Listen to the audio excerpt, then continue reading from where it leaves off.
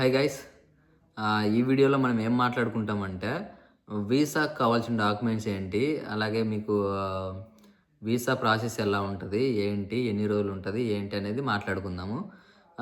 Visa process ఏంటంటే ఇప్పుడు మనం డాక్యుమెంట్స్ మాట్లాడుకుంటే మీకు ఆల్రెడీ ఫస్ట్ వీడియోలోనే స్టార్టింగ్ వీడియోలోనే చెప్పాను ఏమేమి డాక్యుమెంట్స్ కావాలని. ఒకవేళ దాంట్లో నేను స్టూడెంట్ అఫిడవిట్ అలాగే పేరెంట్స్ అఫిడవిట్ చెప్పకపోయి ఉంటే అది కూడా యాడ్ చేసుకోండి.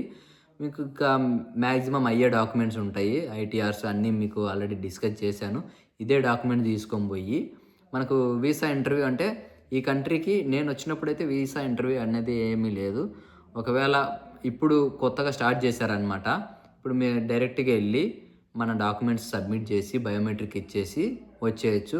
ఒకవేళ మన దాంట్లలో ఏమన్నా మిస్టేక్స్ కానీ లేదంటే వాళ్ళకు మనం డౌట్ వచ్చింది ఆ డాక్యుమెంట్ విషయంలో కానీ అని డౌట్లు వస్తే వాళ్ళు ఇంటర్వ్యూ చేసే అవకాశం ఉంటుంది. లేదా ఫోన్ కాల్‌లో గానీ, లేదా మళ్ళీ రమ్మనడం గానీ ఇలా ఉంటదనమాట. ఇలా ఉండి ఇంటర్వ్యూ అయితే చేస్తారు. ఇది రావడానికి దగ్గరగా 20 వర్కింగ్ డేస్ అయితే ఉంటది.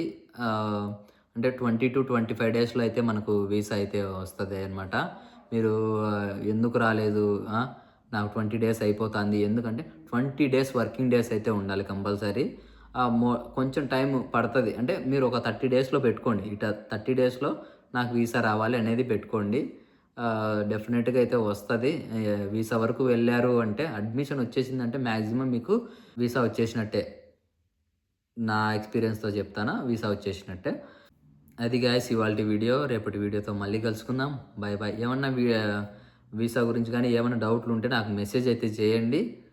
నేను రిప్లై ఇవ్వడానికైతే ట్రై చేస్తాను. రేపటి వీడియోతో మళ్ళీ కలుసుకుందాం. Bye bye.